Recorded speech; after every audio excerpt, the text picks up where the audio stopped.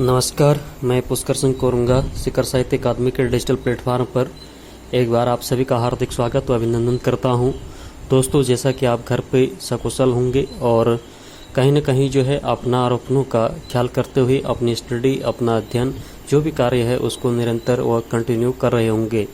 दोस्तों, आज 10 सितंबर की अगर हम बात करें दोस्तों, तो गोविंद बल्लभ पंत, भारत रत्न गोविंद बल्लभ पंत जी की जन्म जयंती है। तो इसी अवसर पर आप सभी को बहुत बहुत हार्दिक बधाई व शुभकामनाएं। दोस्तों, आज थोड़ा इन्हीं के बारे में जानना चाहेंगे कि इनकी जीवन शैली, कार्य प्रणाली और किस प्रकार से इन्होंने अपने कार्य के रूप में हर क्षेत्र में कार्य किया, उसी के बारे में आज चर्चा करेंगे।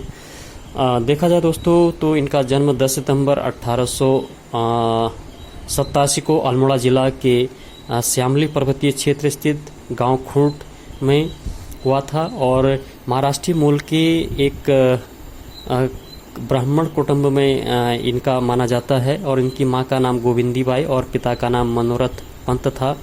बचपन में ही देखा जाए दोस्तों, तो इनके पिता की मृत्यु हो जाने के कारण इनकी परवरिश जो है नाना श्री बद्रीदत्त जोशी ने की और 1905 में उन्होंने अल्मोड़ा छोड़ दिया और इलाहाबाद चले गए और म्यूर सेंट्रल कॉलेज में वो गणित, साहित्य और राजनीति विषयों के अच्छे विद्यार्थी में सबसे तेज थे। देखा जाए दोस्तों, अध्ययन के साथ साथ वे कांग्रेस के स्वयंसेवक के कार्य भी करते थे और 1907 में जो है बीए और 1909 में कानून की डिग्री सर्वोच्च अंकों के साथ हासिल की और इसके उपलक्ष्य में उन्होंने जो है दोस्तों कॉलेज की ओर से लेम्सडेन अवार्ड भी उनको दिया गया।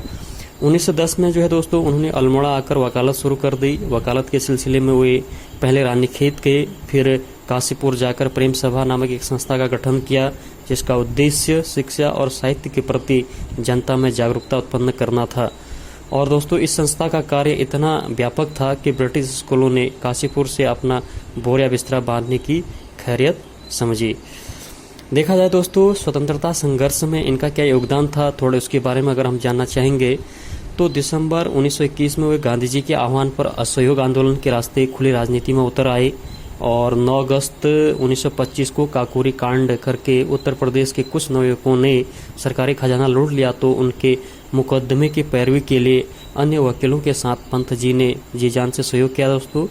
और वे उस समय नैनीताल से स्वराज पार्टी के टिकट पर लेजिस्लेटिव काउंसिल के सदस्य भी थे और 1927 में राम प्रसाद बिस्मिल व उनके 3 अन्य जो साथियों को फांसी के फंदे में बचाने के लिए उन्होंने जो है पंडित मदन मोहन मालवीय के साथ वायसराय को पत्र भी लिखा था दोस्तों, किंतु गांधी जी के समर्थन न मिल पाने से वे उस मिशन में कामयाब न हो सके।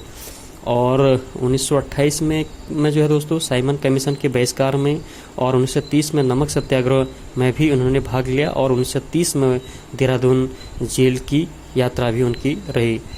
देखा जाए दोस्तों, मुख्यमंत्री के कार्यकाल में अगर उनकी बात करें तो इनका जो 17 जुलाई 1937 को लेकर 9 नवंबर 1939 तक वे ब्रिटिश भारत के संयुक्त प्रांत और यूपी के पहले, उत्तर प्रदेश के पहले मुख्यमंत्री बने। उसके बाद जो है दोस्तों दोबारा उन्हें यही दायित्व फिर सौंपा गया और 1 अप्रैल 1946 से 15 अगस्त 1947 तक संयुक्त प्रांत के वो मुख्यमंत्री बने रहे।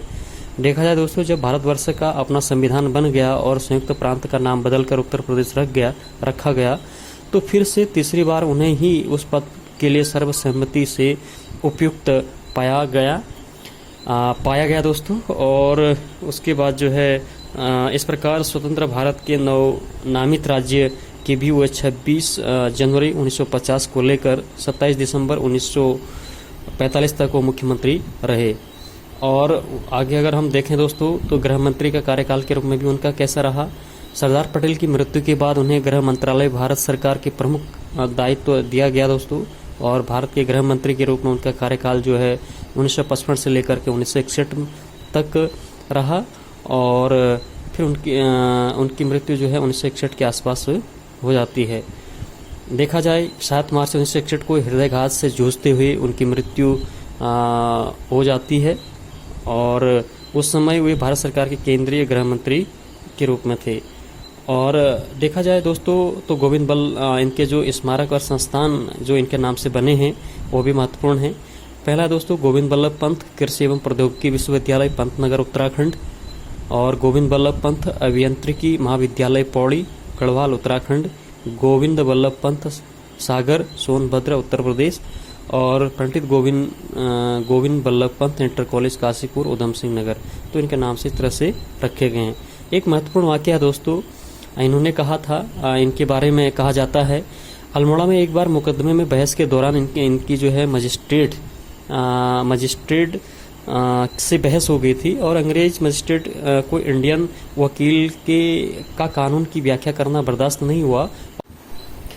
दोस्तों एक बार की घटना है, और अल्मोड़ा में एक बार मुकदमे में बहस के दौरान उनकी मजिस्ट्रेट से बहस हो गई और अंग्रेज मजिस्ट्रेट को इंडियन वकील का कानून की व्याख्या करना बर्दाश्त नहीं हुआ, और मजिस्ट्रेट ने गुस्से में कहा कि मैं तुम्हें अदालत के अंदर नहीं घुसने दूंगा। गोविंद बल्लभ पंत ने कहा कि आज से तुम्हारी अदालत में मैं कभी भी कदम नहीं रखूंगा। तो इस तरह का व्यक्तित्व उनका था।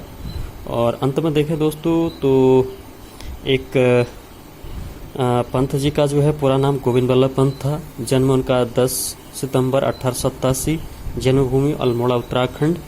मृत्यु उनकी जो है दोस्तों 7 मार्च 1961। अविवाह की अगर हम बात करें तो श्री मनोरथ पंत, और पत्नी उनकी श्रीमती गंगा देवी। नागरिकता उनकी भारतीय थी। पार्टी वो कांग्रेस से बिलोंग करते थे। पद की अगर हम बात करें तो उत्तर प्रदेश के मुख्यमंत्री और भारत के गृह मंत्री हो रहे हैं।